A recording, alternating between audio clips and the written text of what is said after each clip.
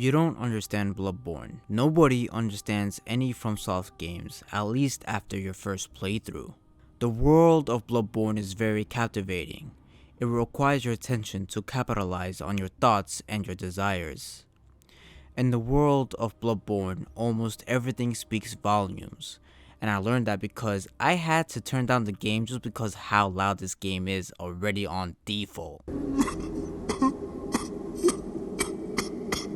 Shut up, orphan! Bloodborne does an excellent job of encouraging players to be very attentive to their surroundings and be thoughtful of what the game presents, because that's what Bloodborne is about. To understand Bloodborne, you have to observe, have a sense of the atmosphere, and be able to grasp the suffering. One quote that blew my mind was, "In case you fail to realize, the things you hunt, they're not beasts, they're people." And I'm like, what has happened to the people of Yharnam, or in the universe of Bloodborne? We are in the same nightmare, right? Now everyone, I would like to ask for a small favor. Please subscribe and let's smash and pass 60 likes. I am a small time creator. This video takes time, slight support, and feedback from anyone would benefit me. I welcome any criticism and use it to improve my skills. I do apologize for taking your time. Let's get back to the video, shall we? While playing Bloodborne, I always ask myself questions because clearly I didn't really understand Bloodborne.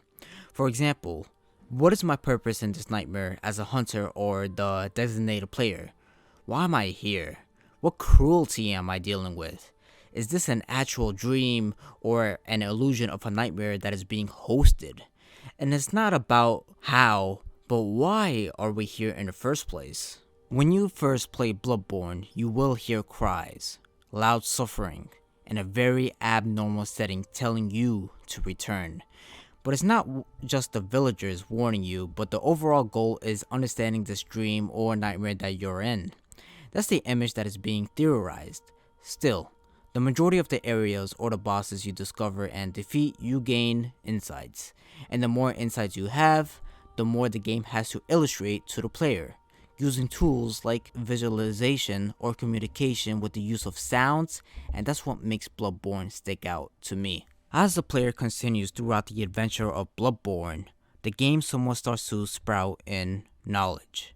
Beasts and enemies inhabiting new movesets, creatures visible to the player such as the amygdalas, hearing the winter lanterns singing a song that is very malaise, soreness, irritation.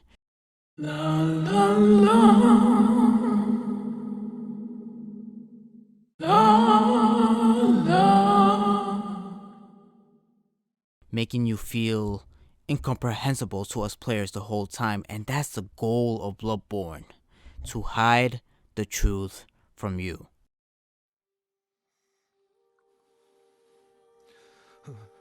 Oh, Lawrence, Master Willem, somebody help me, unshackle me, please, anybody. I've had enough of this dream. The night blocks all sight. Oh, somebody, please.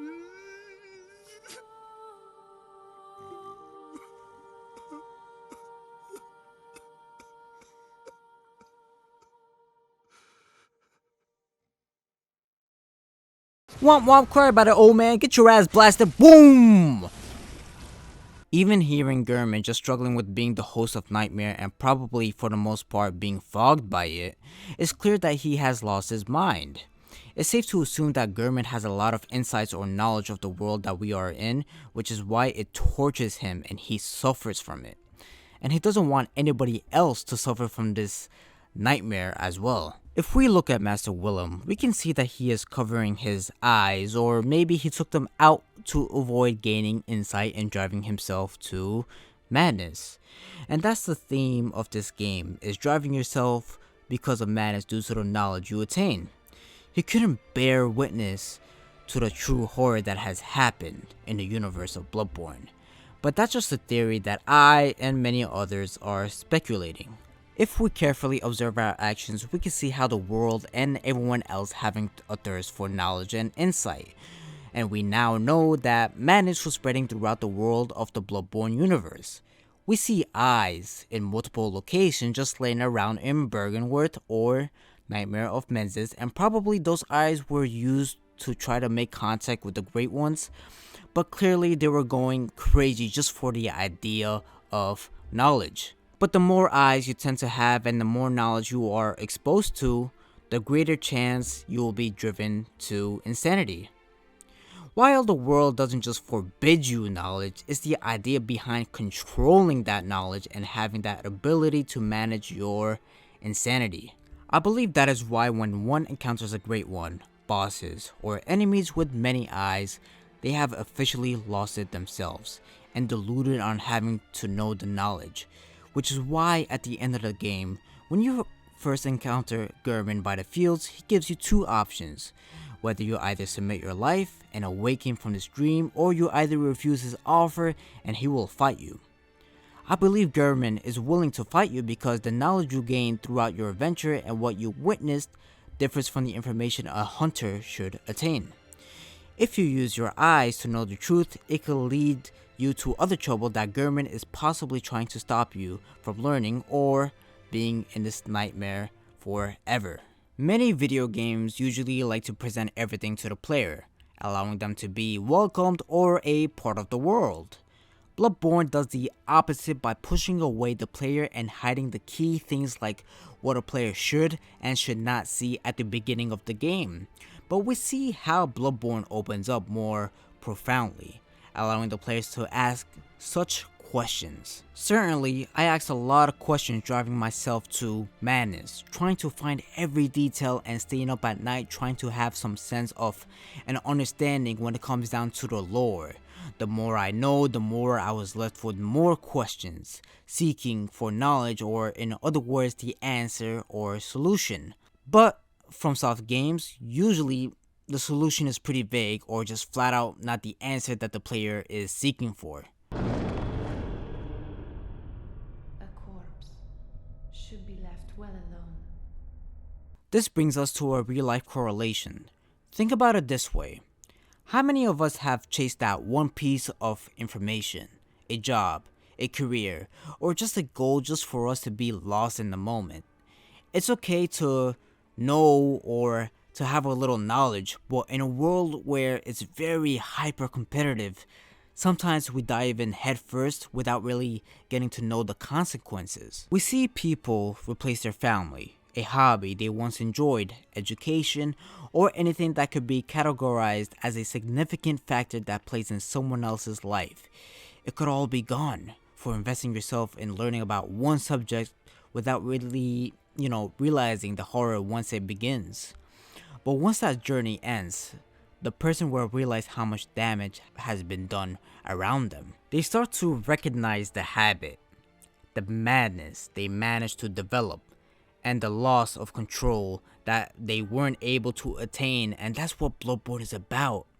I remember reading a post about how it's okay to gain insight or knowledge, but being unable to control that knowledge will lead you to your demise. There is a quote by a great philosopher who said, "If you accomplish something good with hard work, the labor passes quickly, but the good endures. If you do something shameful in pursuit of pleasure, the pleasure passes quickly, but the shame endures." And I believe this relates to Bloodborne to some extent, where just seeking knowledge for your gain can lead to catastrophic events. Of course, in Bloodborne, the consequences can be a little extreme, but the illustration itself is pretty understandable. But we can see how seeking knowledge for pleasure or personal gain can drive one another to madness. But I think just seeing how it all came together, like in terms of the lore, the story, the tragedy scene that happened in the universe of Bloodborne, every step we take, the game's goal is trying to make the player feel discomfort, and the more you progress, the more it tries to push you away. But just seeing the things that isn't supposed to be seen or witnessed, paying attention to the environment, the weapons, and the details that come with it, it has to be, if not one of the best FromSoft games that has ever been presented. I didn't understand Bloodborne, and I think I still have a lot of questions that needs to be answered. Bloodborne is not a game, it's a journey, an adventure that a gamer would have to at least endure. No matter how many times I would talk about this game, whether if it's a you don't understand series or lore wise, it's a game that any person should experience at least once in their lifetime. And I know this game is about 9 years old now, and maybe people are already have an idea and could talk about how they know more than me. Look, I told myself that I am going to upload a Bloodborne video on this channel because this game is a masterpiece. You may not understand the game fresh out the box, but you will grasp the idea and have a better understanding as you continue to play further on. So I highly recommend it if you have an option to play it. I feel like I lost my insanity in trying to understand or have insight into every profound thing about the lore and connect specific theories. Still, I'm not going to drive myself mad over it. Before I conclude this video, I want to say that this is my third Souls video that is related to FromSoft.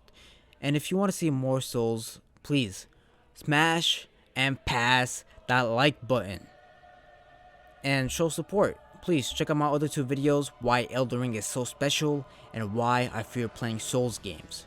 My next video is related to Elden Ring, so stay tuned for that, okay? Thank you for watching and have a wonderful day, everyone. Peace.